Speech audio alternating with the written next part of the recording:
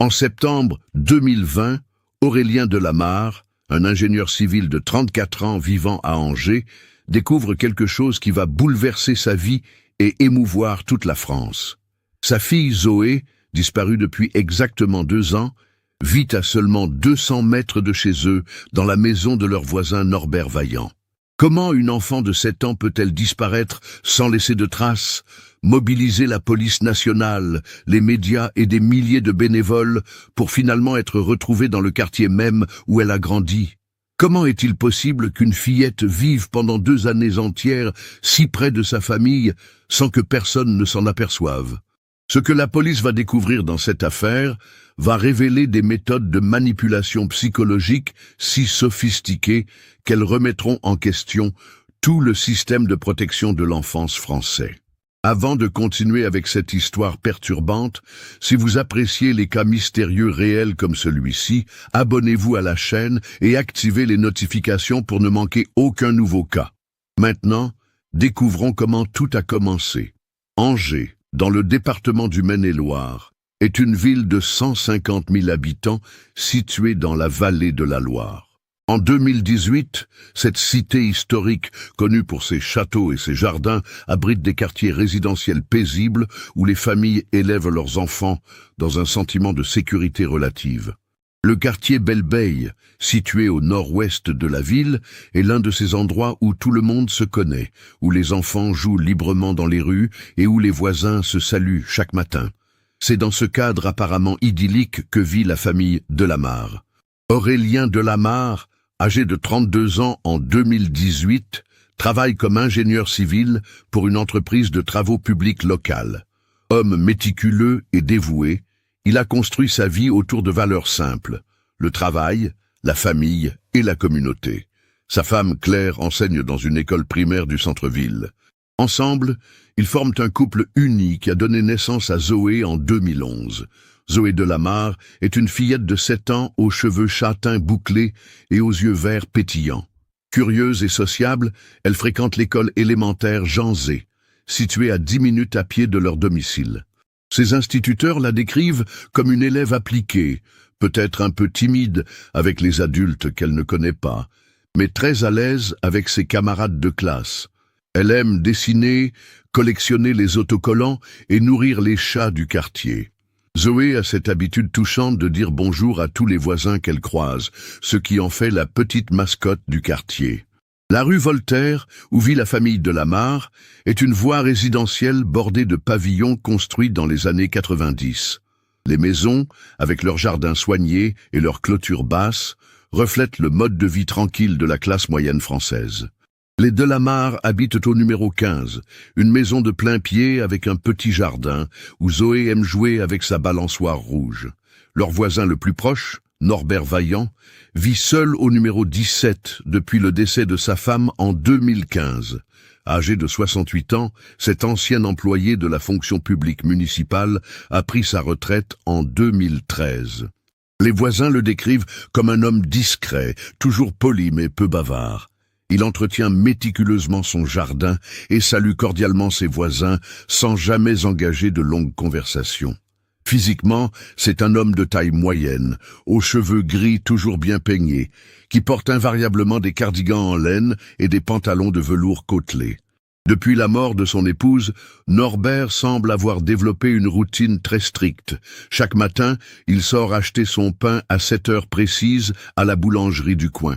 L'après-midi, on peut l'apercevoir lisant son journal dans son jardin ou bricolant dans son garage. Les voisins ont remarqué qu'il regarde souvent les enfants jouer dans la rue, mais personne n'y prête particulièrement attention. Après tout, c'est naturel pour un homme âgé et seul de s'intéresser à l'animation du quartier. La relation entre les Delamarre et Norbert Vaillant est cordiale mais superficielle.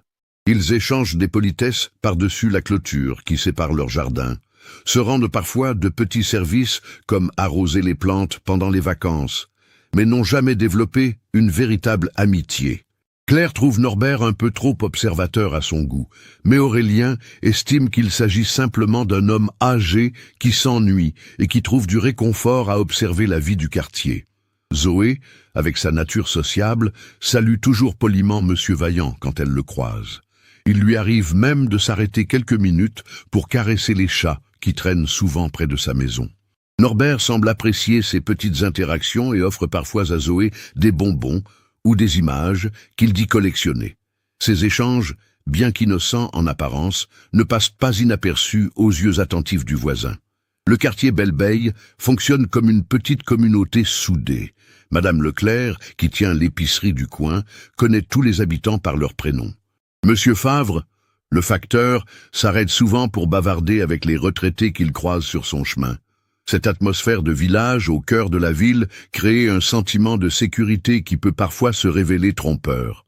En septembre 2018, la routine paisible de la rue Voltaire va être brutalement interrompue par un événement qui marquera à jamais la mémoire collective du quartier et plus tard de toute la France.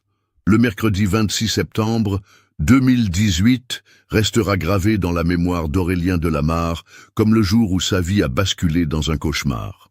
Cette journée d'automne avait pourtant commencé comme toutes les autres. Le réveil avait sonné à 6h30.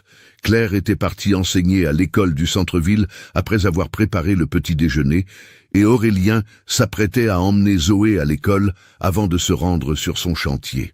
Zoé, ce matin-là, portait son pull rouge préféré avec des motifs de petits renards, un jean bleu et ses baskets blanches aux lacets roses. Elle avait glissé dans son cartable rose son livre de lecture sur les animaux de la forêt et son cahier de mathématiques, car elle avait une évaluation prévue l'après-midi. Comme chaque mercredi, elle devait également apporter sa trousse de feutre pour le cours d'art plastique. Le trajet jusqu'à l'école Jean Zay se déroule normalement. Père et fille marchent main dans la main, Zoé bavardant gaiement de son rêve de la nuit précédente, où elle volait au-dessus des toits du quartier. Aurélien se souvient parfaitement de ces derniers moments d'insouciance, de la façon dont Zoé a sautillé en voyant un chat roux près du portail de l'école, de son sourire quand elle lui a fait un signe de la main avant de disparaître dans la cour de récréation. La journée de travail d'Aurélien se déroule sans encombre sur le chantier de rénovation d'un pont au sud d'Angers. En tant qu'ingénieur responsable du projet, il supervise les équipes et vérifie la conformité des travaux avec les plans. Vers 15h, il reçoit un appel de sa femme qui lui rappelle qu'elle a une réunion pédagogique et qu'il doit récupérer Zoé à 16h30 à la sortie de l'école. Aurélien arrive devant l'école Jean Zay à 16h25, 10 minutes en avance comme à son habitude. Il se positionne près du portail principal, là où Zoé a l'habitude de l'attendre. Les autres parents commencent à arriver, certains à pied, d'autres en voiture. L'atmosphère est détendue. Les conversations portent sur les activités du week-end à venir et les premières vacances d'automne qui approchent. À 16h30 précise, la sonnerie retentit et les portes de l'école s'ouvrent. Les enfants sortent dans un joyeux brouhaha, retrouvant leurs parents avec des éclats de rire et des bavardages sur leur journée. Aurélien scrute attentivement le flot d'enfants, cherchant le pull rouge de Zoé parmi la foule colorée. Les minutes passent, le nombre d'enfants diminue progressivement, mais toujours aucune trace de sa fille. À 16h40, inquiet, mais pas encore alarmé, Aurélien se dirige vers l'accueil de l'école. Madame Girard, la secrétaire, l'accueille avec son sourire habituel. Quand Aurélien lui demande si Zoé est peut-être restée en études, le visage de la secrétaire se fait plus grave. Elle consulte immédiatement les registres et contacte Madame Lemoine, l'institutrice de Zoé. Madame Lemoine arrive quelques minutes plus tard, visiblement troublée. Elle explique à Aurélien qu'elle a bien vu Zoé ce matin en classe, que la fillette a participé normalement aux activités de la journée, mais qu'elle n'était plus présente lors de l'appel de 16h. L'institutrice pensait que Zoé était peut-être partie aux toilettes et qu'elle reviendrait, mais maintenant l'inquiétude gagne tout le monde. Une fouille immédiate de l'établissement est organisée. Le directeur, M. Charpentier, mobilise tout le personnel disponible. Ils inspectent chaque classe, chaque couloir, la bibliothèque, la cantine, les toilettes, même les placards, et les recoins les plus improbables. L'école Jean Zay est un bâtiment moderne d'un seul étage. Il n'y a pas beaucoup d'endroits où une enfant pourrait se cacher. Et pourtant, Zoé demeure introuvable. Parallèlement, Madame Girard contacte Claire sur son téléphone portable. L'institutrice explique la situation aussi calmement que possible, mais Claire comprend immédiatement la gravité de la situation.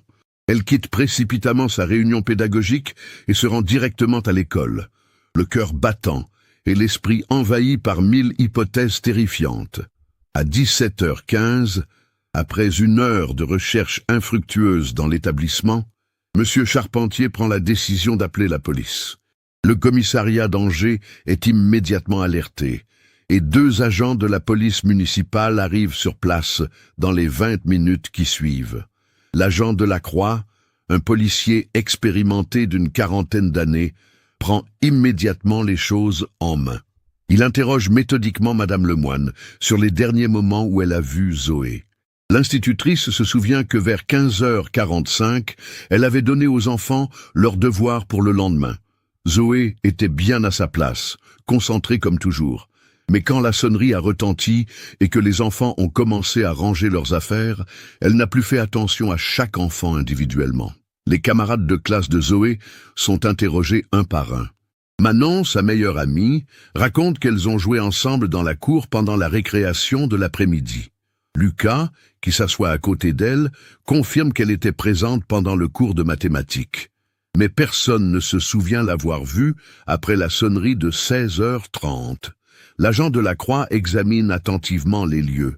L'école possède 3 sorties. Le portail principal où attendent les parents, une sortie de service à l'arrière du bâtiment qui donne sur une petite rue peu fréquentée et une sortie d'urgence sur le côté gauche du bâtiment. Cette dernière est normalement fermée à clé, mais une vérification révèle qu'elle peut s'ouvrir de l'intérieur sans déclencher d'alarme. La fouille s'étend alors aux environs immédiats de l'école. Les agents inspectent les jardins publics adjacents, questionnent les commerçants du quartier, examinent les arrêts de bus, mais là aussi, aucune trace de Zoé. Il est comme si la fillette s'était volatilisée entre la salle de classe et la sortie de l'école. À 18h30, Claire arrive enfin à l'école, le visage défait par l'angoisse. Les retrouvailles avec Aurélien sont déchirantes. Ils s'effondrent dans les bras l'un de l'autre, incapables de comprendre ce qui a pu arriver à leur petite fille. L'agent de la Croix les informe que l'affaire va être transmise immédiatement à la police judiciaire et qu'un dispositif de recherche va être mis en place dès ce soir. Le commissaire Laurent Mercier, responsable de la brigade criminelle d'Angers, arrive sur place vers 19h. Cet homme de 52 ans, aux cheveux poivre et sel et au regard perçant, a traité de nombreuses affaires de disparitions au cours de sa carrière. Il sait qu'en matière de disparition d'enfants, chaque heure compte. Le commissaire Mercier organise immédiatement un dispositif de recherche d'urgence. Des équipes cynophiles sont appelées en renfort pour fouiller les zones boisées autour de l'école. Le plan Alerte Enlèvement, dispositif français créé en 2006 sur le modèle américain de l'Amber Alert, est activé à 21h. Le signalement de Zoé, fillette de 7 ans, cheveux châtains bouclés, yeux verts, portant un pull rouge à motif de renard, jean bleu et basket blanche, est diffusé sur toutes les radios, chaînes de télévision et panneaux d'affichage électronique de la région. Cette nuit-là, aucun habitant du quartier Belle-Beille ne ferme l'œil.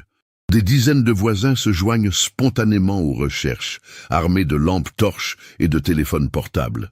Ils quadrillent méthodiquement les rues, les parcs, les terrains vagues, appelant le nom de Zoé dans l'espoir d'entendre sa petite voix répondre.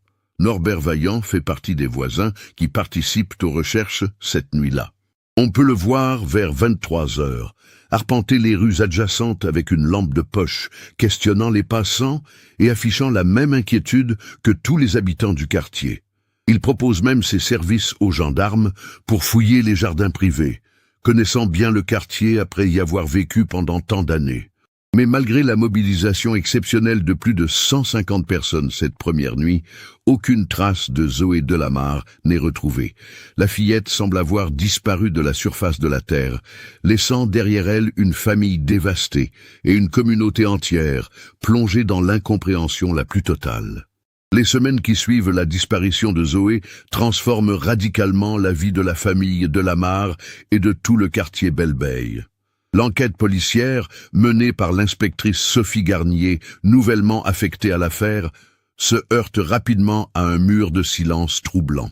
Malgré les appels à témoins répétés, les fouilles systématiques et l'exploitation de toutes les caméras de surveillance de la ville, aucun élément concret n'émerge pour expliquer la disparition de la fillette.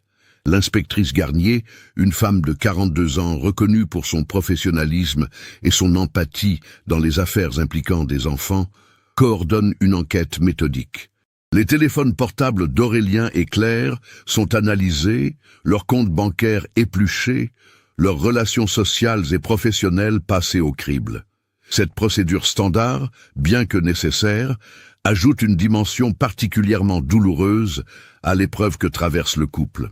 Se sentir soupçonné alors qu'ils vivent déjà l'enfer de la disparition de leur enfant crée une tension supplémentaire dans leur quotidien déjà bouleversé.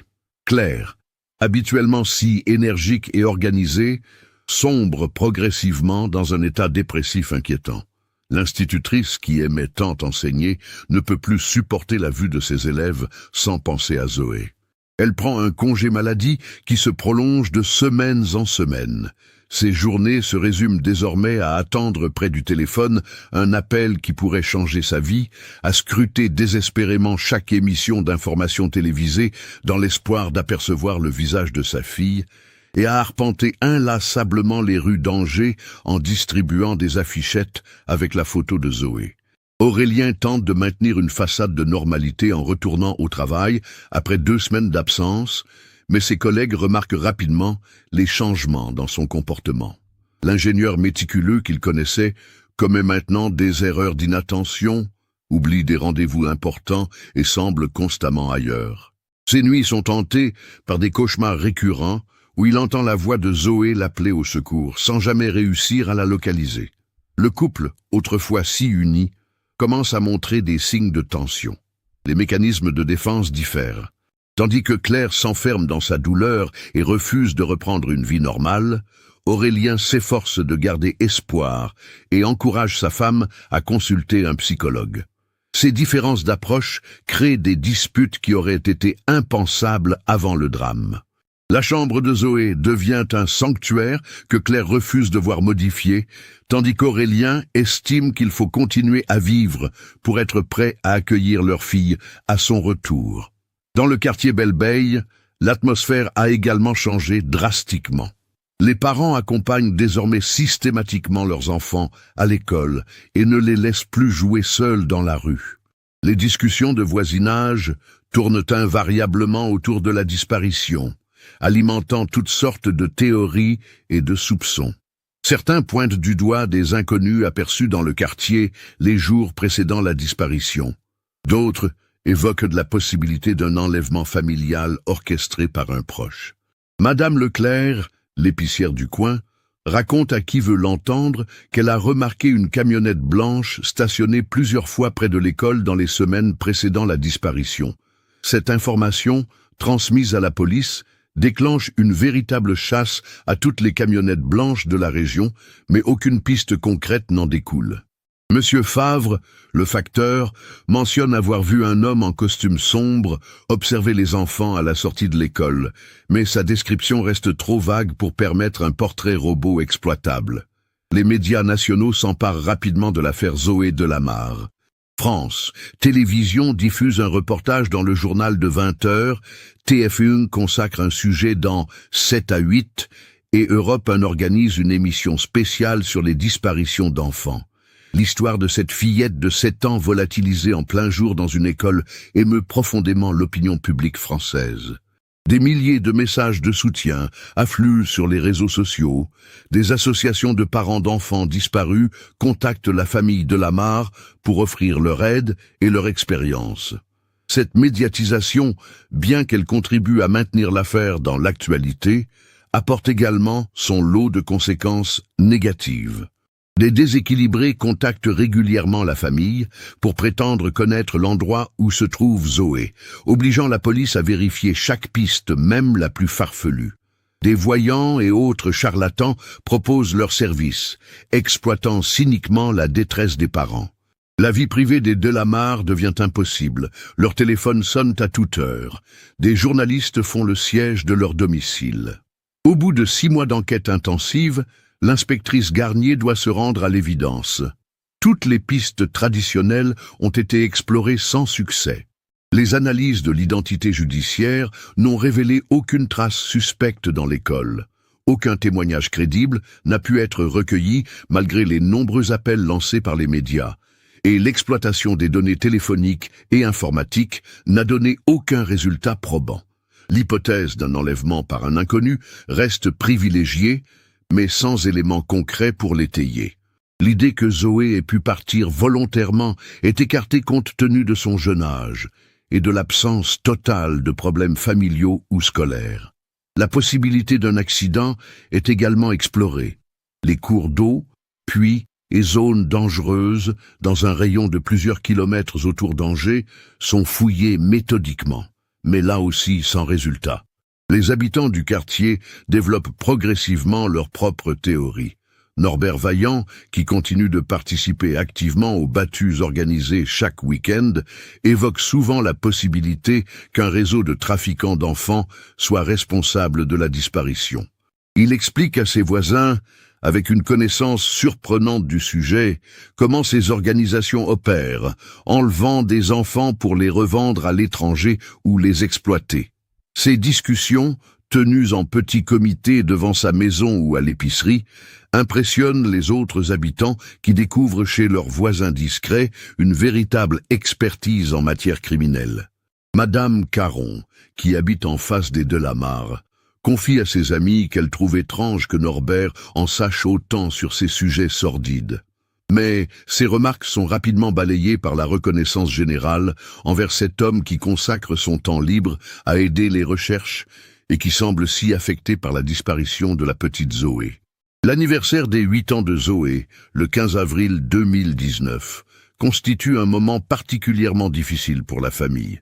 Claire insiste pour organiser une petite cérémonie dans le jardin, avec un gâteau et des bougies, comme si sa fille allait rentrer d'un moment à l'autre. Aurélien respecte ce rituel, qui semble aider sa femme à supporter l'insupportable, même s'il trouve cette mascarade douloureuse.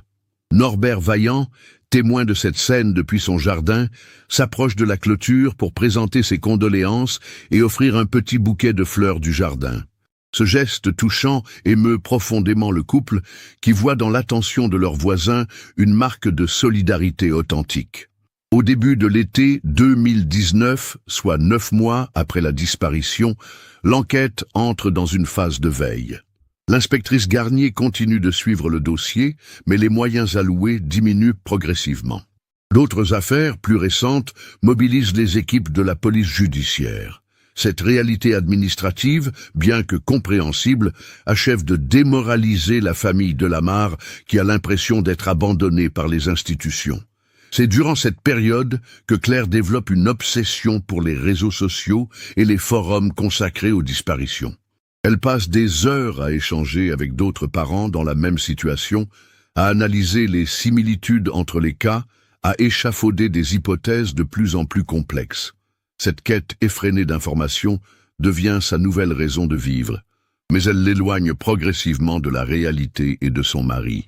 Aurélien, de son côté, trouve refuge dans le travail et dans l'espoir que la routine l'aidera à traverser cette épreuve. Il s'implique dans l'association Parents d'enfants disparus et participe à l'organisation de campagnes de sensibilisation. Cette activité lui donne l'impression de rester utile et de faire quelque chose de concret pour retrouver Zoé, même si au fond de lui, il sent naître un sentiment terrible qu'il refuse d'admettre, la résignation. Le matin du samedi 21 septembre 2020 marque exactement 2 ans depuis la disparition de Zoé. Cette date symbolique pèse lourdement sur la famille de la Mare, mais c'est paradoxalement ce jour-là que le destin va reprendre ses droits de la manière la plus inattendue qui soit. Aurélien s'est levé tôt, comme chaque samedi depuis 2 ans, pour participer aux recherches hebdomadaires organisées par l'association de parents. Mais ce matin-là, une panne de voiture l'oblige à modifier ses plans. Sa Peugeot 308 refuse de démarrer et le garagiste ne pourra pas intervenir avant lundi. Claire, qui traverse une période particulièrement difficile, reste cloîtrée dans sa chambre, incapable d'affronter cette journée anniversaire. Désœuvré et rongé par l'anxiété, Aurélien décide de s'occuper en effectuant des travaux de jardinage qu'il repousse depuis des mois. Il commence par tailler la haie qui sépare son jardin de celui de Norbert Vaillant. Cette haie de Troène, plantée lors de la construction des maisons, a considérablement grandi au fil des années et mesure maintenant près de 2 mètres de hauteur. Les branches, devenues denses et entremêlées, offrent une intimité parfaite entre les 2 propriétés. Vers 10 heures du matin, alors qu'il s'attaque à la partie la plus haute de la haie avec un sécateur électrique, Aurélien entend quelque chose qui le glace instantanément. À travers le feuillage, lui parvient le son d'une voix enfantine qui chante une comptine qu'il reconnaît immédiatement, une souris verte qui courait dans l'herbe. C'est la chanson préférée de Zoé, celle qu'elle fredonnait constamment en se préparant pour l'école. Le cœur d'Aurélien se met à battre si fort qu'il a l'impression qu'il va exploser dans sa poitrine. Il arrête immédiatement le sécateur et tend l'oreille, se demandant s'il n'est pas en train de perdre la raison. Mais la voix continue, claire et joyeuse, chantant maintenant « Savez-vous planter les choux ?» Cette voix, il la reconnaîtrait entre mille. C'est celle de sa fille. Tremblant de tous ses membres, Aurélien grimpe sur l'escabeau qu'il utilisait pour tailler la haie et regarde discrètement par-dessus. Ce qu'il découvre le paralyse complètement. Dans le jardin de Norbert Vaillant, une fillette aux cheveux châtains bouclés joue tranquillement avec une poupée. Elle porte une robe d'été bleue qu'il ne reconnaît pas, mais son visage, ses gestes, sa façon de bercer sa poupée, tout correspond parfaitement à ses souvenirs de Zoé. La fillette a grandi, évidemment. Elle semble plus mince. Ses cheveux sont un peu plus longs, mais il n'y a aucun doute possible. C'est bien Zoé, sa petite fille, vivante et apparemment en bonne santé, qui joue paisiblement à moins de 10 mètres de sa maison familiale. Aurélien manque de tomber de son escabeau. Il redescend précipitamment, le souffle coupé, incapable de réfléchir clairement. Son premier réflexe est d'appeler immédiatement sa femme, puis la police, mais quelque chose le retient. Il faut qu'il soit absolument certain avant de donner de faux espoirs à Claire. Il faut qu'il comprenne comment c'est possible. Il remonte sur l'escabeau, plus discrètement cette fois. La fillette est maintenant assise sur une petite chaise en plastique rouge et joue avec ce qui ressemble à un jeu de construction. À ce moment précis, Norbert Vaillant sort de sa maison avec un plateau contenant un verre de jus d'orange et des biscuits. Il s'adresse à l'enfant avec une tendresse évidente dans la voix. « Allez, ma petite Marie, viens goûter. Tu dois avoir faim après avoir autant joué. »« Marie !» Aurélien fronce les sourcils. L'homme qu'il côtoie depuis des années, qui a participé aux recherches pour retrouver sa fille, qui lui a présenté ses condoléances lors de chaque anniversaire de la disparition, appelle Zoé par un autre prénom. Mais le plus troublant, c'est la réaction de la fillette. Elle répond naturellement à ce prénom, court vers Norbert et l'embrasse affectueusement sur la joue avant de s'installer pour son goûter. « Merci, papy Norbert », dit-elle de sa petite voix claire, qui confirme définitivement à Aurélien qu'il s'agit bien de sa fille. L'ingénieur reste figé sur son escabeau, submergé par un mélange d'émotions contradictoires. La joie immense de retrouver sa fille vivante se mêle à une rage froide envers l'homme qui la lui a volée et à une incompréhension totale devant cette scène de bonheur familial terrifiant. Comment Zoé peut-elle paraître si à l'aise avec son ravisseur? Pourquoi ne semble-t-elle pas en détresse? Que lui a fait subir cet homme pour qu'elle l'appelle « papy » avec tant d'affection? Aurélien observe la scène encore quelques minutes, notant chaque détail. Le jardin de Norbert semble avoir été aménagé spécialement pour accueillir un enfant. Une balançoire a été installée près du fond, des jouets sont rangés soigneusement dans un coffre en plastique et des dessins d'enfants sont affichés sur la porte vitrée de la maison. Comment a-t-il pu ne jamais rien remarquer? Comment toute une fillette a-t-elle pu vivre à quelques mètres de chez elle sans que personne ne s'en aperçoive? La réponse lui apparaît progressivement en analysant la configuration des lieux. La haie épaisse et haute masque complètement la vue entre les deux jardins. La maison de Norbert est située de telle façon que les fenêtres donnant sur le jardin ne sont visibles ni depuis la rue, ni depuis les autres maisons du quartier. De plus, les horaires de présence de la fillette dans le jardin correspondent probablement au moment où les voisins sont au travail ou occupés ailleurs. Aurélien redescend de son escabeau, les jambes flageolantes. Il doit prendre une décision rapide, appeler immédiatement la police, au risque d'alerter Norbert et de lui laisser le temps de fuir avec Zoé, ou prendre le temps d'organiser une intervention qui garantisse la récupération de sa fille en toute sécurité. Il choisit la prudence et compose le numéro direct de l'inspectrice Sophie Garnier, celle qui a mené l'enquête initiale et qui a gardé le contact avec la famille au fil des mois. L'inspectrice, d'abord incrédule, comprend rapidement la gravité de la situation quand Aurélien lui décrit précisément ce qu'il vient d'observer. « Monsieur Delamarre, dit-elle d'une voix ferme, il est crucial que vous ne fassiez rien qui puisse alerter votre voisin. Restez chez vous. N'essayez pas d'entrer en contact avec votre fille et surtout ne dites rien à votre femme pour le moment. Nous arrivons immédiatement avec une équipe d'intervention. » Aurélien raccroche et retourne discrètement surveiller le jardin voisin depuis sa fenêtre de cuisine. Zoé et Norbert ont maintenant disparu à l'intérieur de la maison. L'attente qui suit est la plus longue de sa vie. Chaque minute lui semble durer une éternité. Chaque bruit dans la rue le fait sursauter. Il pense à Claire, endormie dans sa chambre, qui ignore qu'à quelques mètres d'elle se trouve l'enfant qu'elle pleure depuis 2 ans.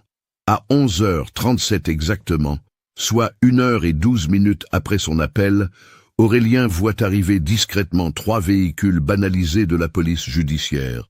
Les agents se positionnent stratégiquement autour de la maison de Norbert Vaillant, bloquant toutes les issues possibles. L'inspectrice Garnier frappe fermement à la porte d'entrée. Les secondes qui s'écoulent entre le coup frappé à la porte et l'ouverture par Norbert Vaillant semblent interminables. Aurélien, posté derrière sa fenêtre de cuisine, observe la scène avec une intensité qui lui donne mal à la tête.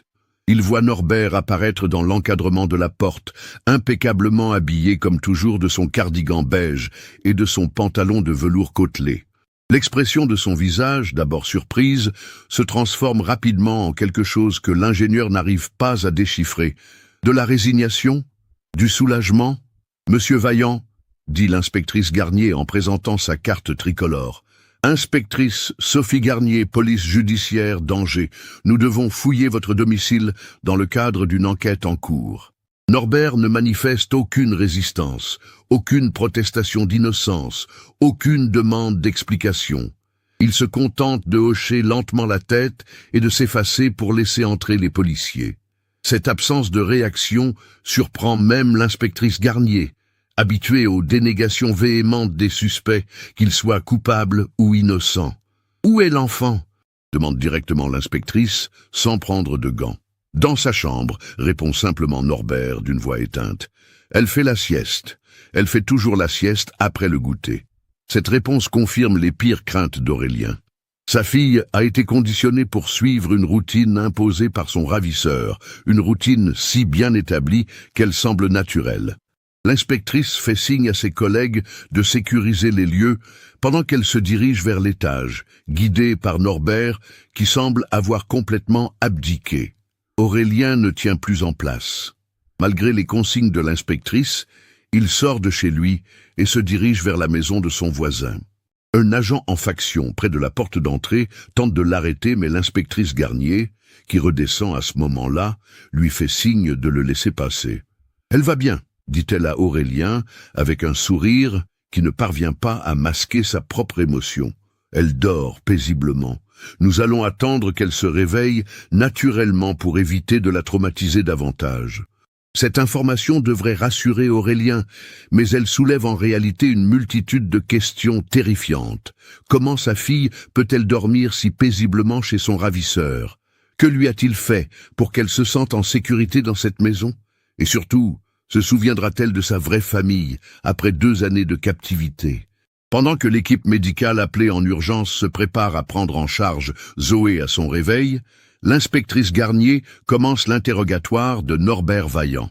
Celui-ci, assis dans son salon aux meubles vieillis, raconte son histoire d'une voix monocorde, comme s'il récitait une leçon apprise depuis longtemps. « Je ne voulais pas lui faire du mal », commence-t-il. « Au début, je voulais juste lui parler. Elle était si seule parfois quand elle rentrait de l'école toute seule. » L'inspectrice l'interrompt. « Monsieur Vaillant, Zoé ne rentrait jamais seule de l'école.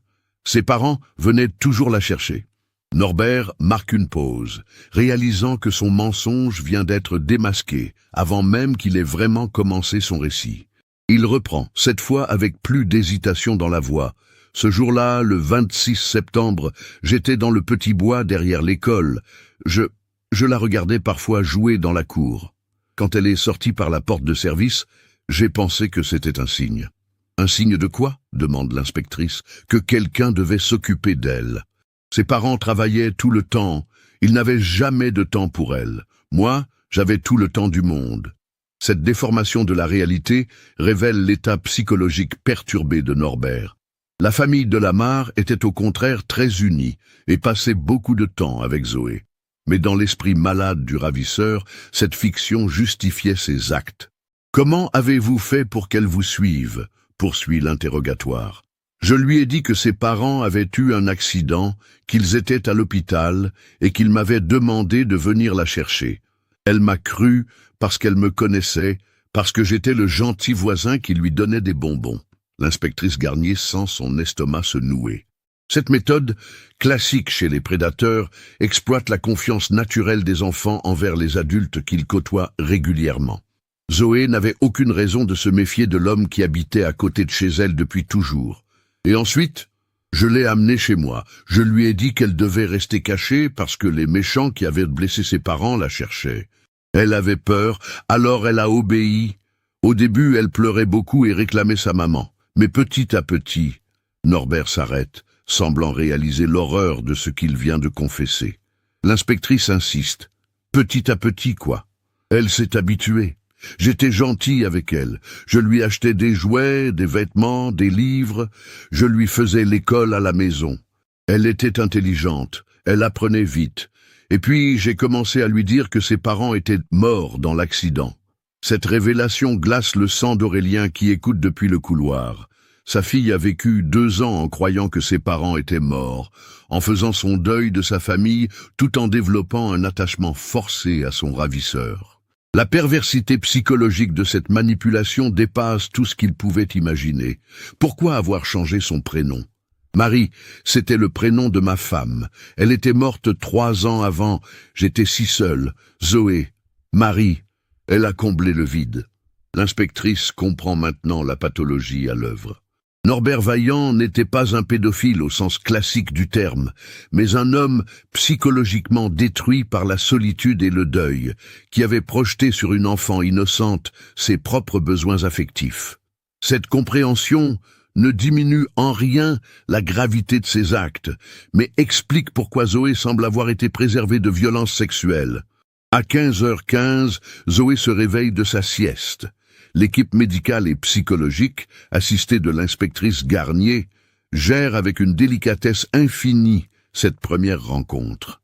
La fillette, maintenant âgée de 9 ans, apparaît dans l'embrasure de la porte de sa chambre, frottant ses yeux encore endormis. Elle porte une robe rose avec des motifs de papillons et des chaussettes blanches à volants. « Papy Norbert » appelle-t-elle en découvrant tous ces inconnus dans le salon. Le docteur Lemaire, pédopsychiatre spécialisé dans l'accompagnement des enfants victimes, s'approche doucement de Zoé. « Bonjour Marie », dit-elle, en utilisant volontairement le prénom auquel l'enfant répond. « Je suis le docteur Lemaire. Nous sommes venus parler avec toi et avec ton papy. » Zoé regarde autour d'elle avec curiosité mais sans peur apparente. Son regard se pose un instant sur Aurélien, resté en retrait dans le couloir. Pendant une fraction de seconde qui paraît durer une éternité, père et fille se regardent dans les yeux. Aurélien retient son souffle, espérant désespérément un signe de reconnaissance, un sourire, un mot qui prouverait que sa petite fille se souvient de lui. Mais Zoé détourne rapidement le regard sans montrer le moindre signe de reconnaissance. Pour elle, cet homme n'est qu'un étranger de plus parmi tous ceux qui ont envahi sa maison. La confrontation qui suit constitue le moment le plus déchirant de toute cette affaire. Le docteur Lemaire, avec une patience et un professionnalisme remarquables, commence à expliquer délicatement à Zoé que l'histoire qu'on lui a racontée sur la mort de ses parents n'était pas vraie. Cette révélation, qui devrait être une bonne nouvelle, provoque chez la fillette une détresse profonde. « Non !» crie-t-elle en se précipitant vers Norbert. « Papy Norbert ne ment jamais.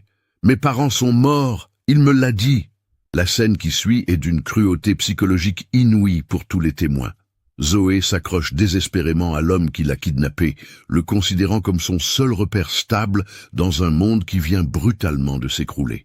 Norbert, lui-même en pleurs, tente de calmer l'enfant tout en comprenant que le château de mensonges qu'il a patiemment construit pendant 2 ans est en train de s'effondrer. « Marie, ma petite Marie », murmure-t-il en caressant les cheveux de la fillette. « Il faut que tu saches la vérité maintenant. Tes vrais parents, ils ne sont pas morts. Ils t'ont cherché partout. Ils t'aiment plus que tout au monde. » Cette confession, arrachée par la culpabilité et la réalisation de l'ampleur de ses actes, déclenche chez Zoé une crise de panique impressionnante. Elle refuse de croire ce qu'elle entend, accusant les adultes présents de mentir, réclamant qu'on la laisse tranquille avec son papy. C'est à ce moment que Claire, réveillée par l'agitation dans la rue et les véhicules de police, fait irruption dans la maison.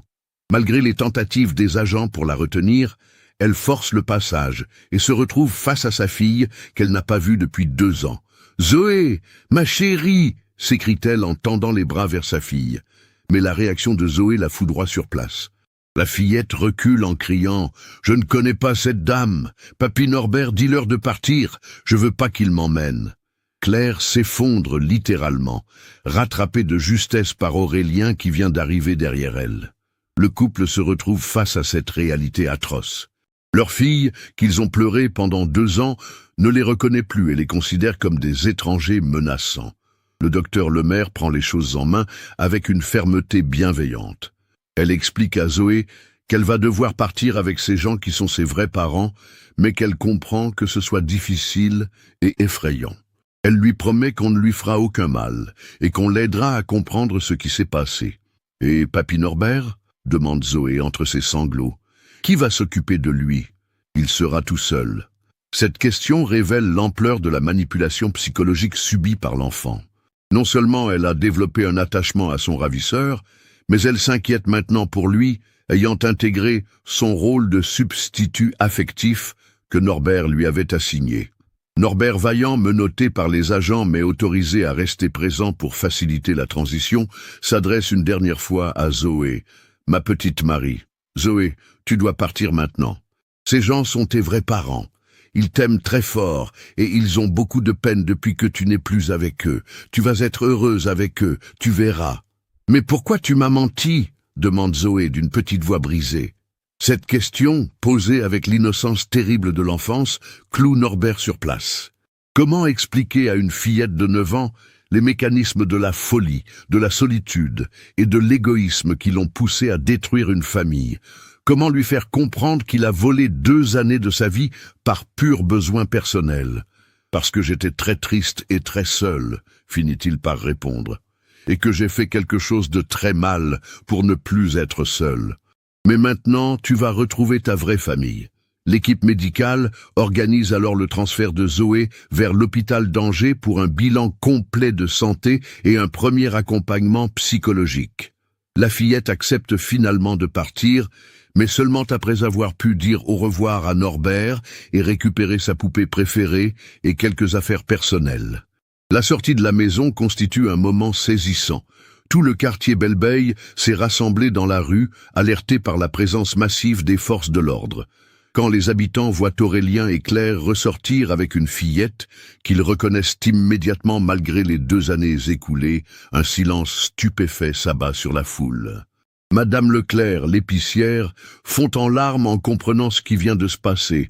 Monsieur Favre, le facteur, se frappe le front en réalisant qu'il a distribué pendant 2 ans le courrier chez l'homme qui détenait la fillette disparue. Tous ces voisins qui ont participé aux recherches, qui ont collé des affichettes, qui ont battu la campagne à la recherche de Zoé, découvrent qu'elle était là, tout près, derrière la haie de Troène qu'ils voyaient chaque jour. Les médias, alertés par la rumeur qui se répand comme une traînée de poudre, commencent à arriver sur les lieux. L'affaire qui avait marqué la France 2 ans plus tôt refait soudainement la une de tous les journaux.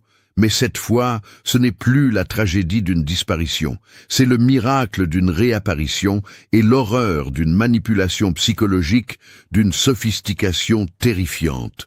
L'hospitalisation de Zoé à l'hôpital d'Angers dure 3 semaines. Cette période permet aux médecins de constater que physiquement, la fillette n'a subi aucun sévice.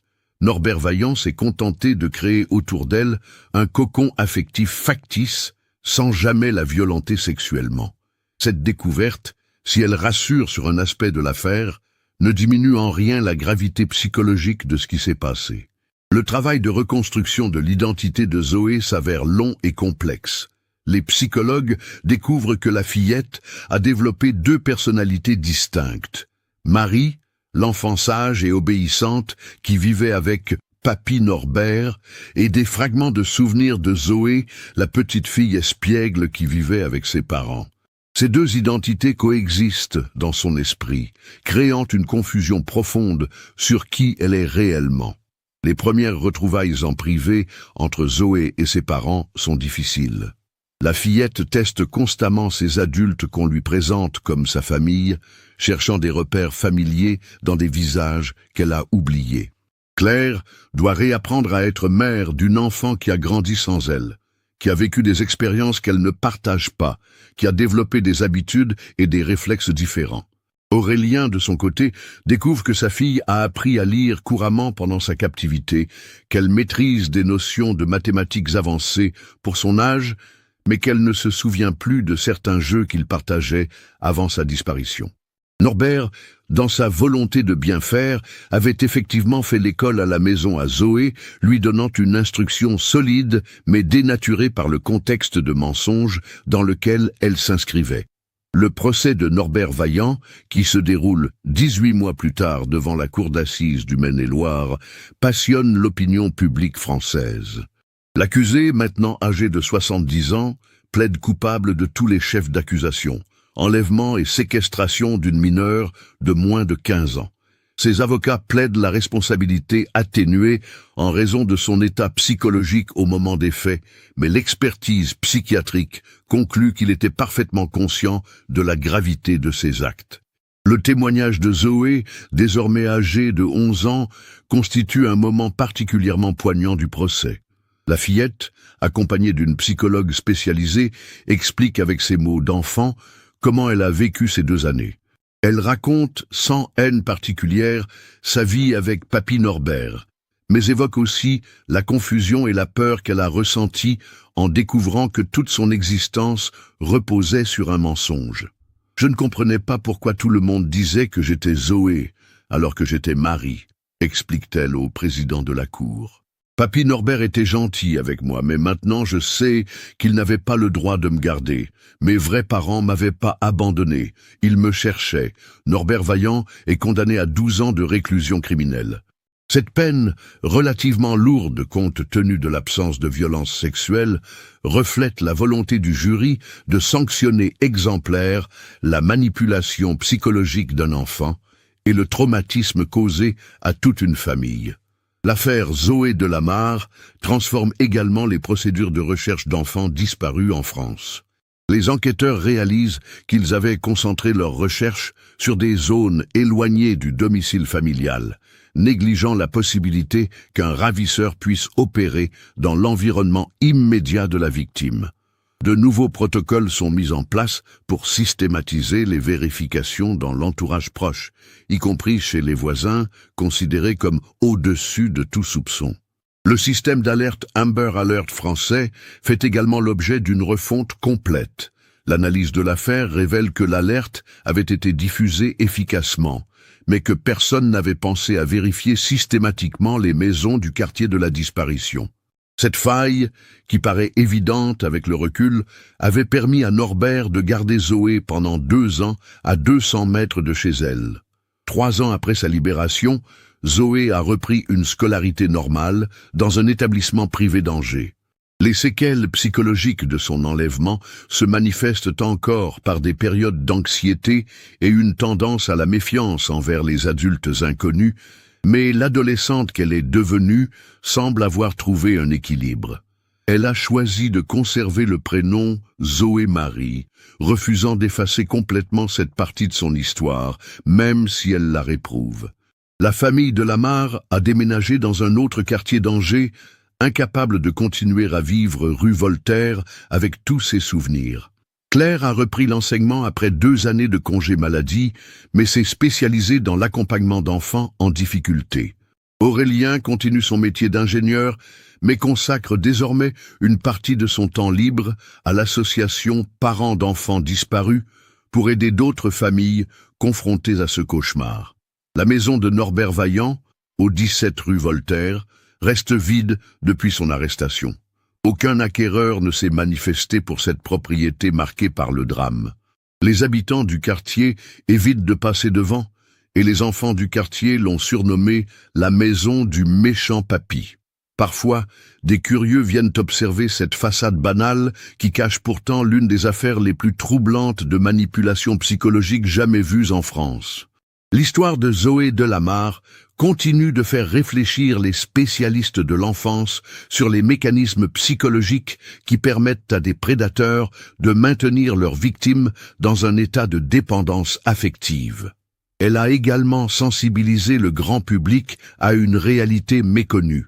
Les enfants kidnappés ne sont pas toujours séquestrés par la force, mais peuvent être maintenus en captivité par des manipulations psychologiques si sophistiquées qu'ils finissent par protéger leurs ravisseurs. Aujourd'hui, Zoé Marie de Lamar a 16 ans. Elle a choisi de témoigner publiquement de son expérience pour sensibiliser les autres enfants aux techniques de manipulation utilisées par les prédateurs. Son message est simple mais puissant. Si un adulte vous demande de garder un secret, même s'il est gentil avec vous, ce n'est jamais normal.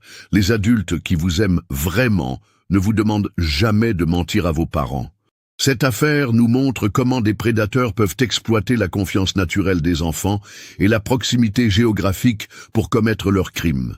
Elle révèle aussi les failles de nos systèmes de protection et l'importance de ne jamais baisser la garde, même avec des personnes que nous côtoyons quotidiennement. Qu'avez-vous pensé de cette histoire troublante? Aviez-vous identifié les signaux d'alarme tout au long du récit? Partagez vos réflexions dans les commentaires. Si cette enquête approfondie vous a marqué, n'oubliez pas de vous abonner à la chaîne et d'activer les notifications pour ne manquer aucun de nos prochains cas. Laissez un like si cette histoire vous a touché et partagez-la avec quelqu'un qui pourrait s'intéresser à ce type d'affaires. Ensemble, nous pouvons sensibiliser davantage de personnes à ces réalités dérangeantes mais importantes à connaître.